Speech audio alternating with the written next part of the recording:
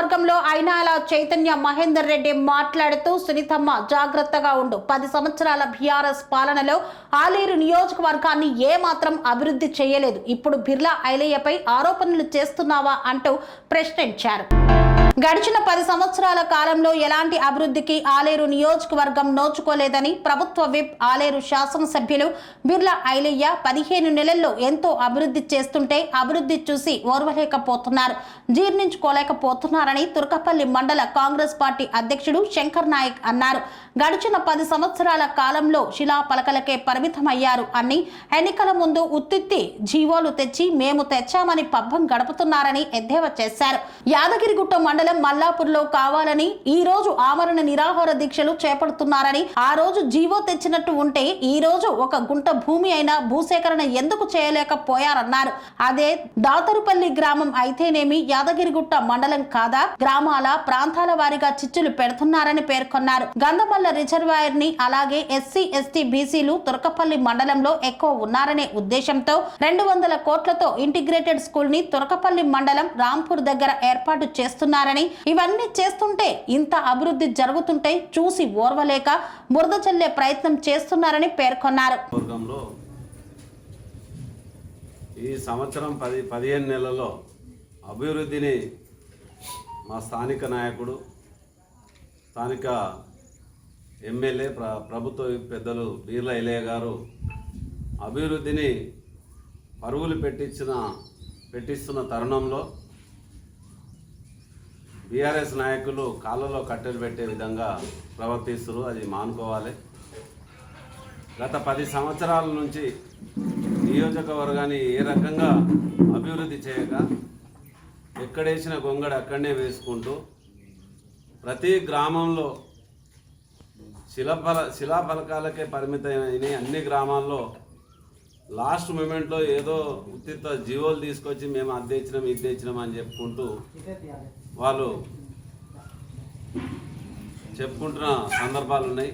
మేము ఒకటే ఏమంటున్నామంటే, మేము జీవో తెస్తున్నాం, నిధులు తెస్తున్నాం.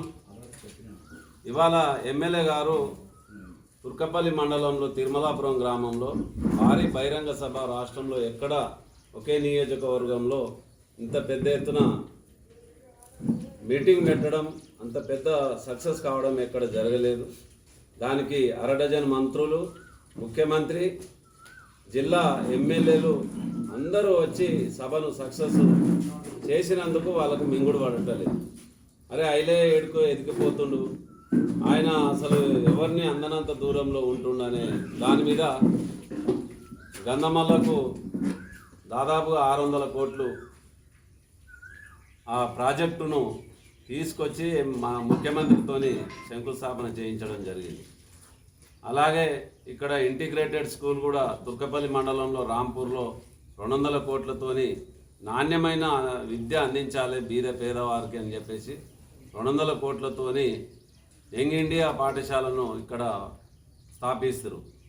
ఇవన్నీ మింగుడు పడక వాళ్ళు లేనిపోని అబొండాలు చెప్పి మాజీ ఎమ్మెల్యే గారు ఈ క్రెడిట్ అంతా ఎమ్మెల్యే గారి దగ్గర పోతుంది, ఎమ్మెల్యేకే పోతుంది అని చెప్పేసి నిన్న వాళ్ళ నాయకులతోని ఆమరణ నిరాహార దీక్ష పూనుకున్నారు. దేని గురించి? మెడికల్ కాలేజీ మన నియోజకవర్గం దాటిపోతలేదు.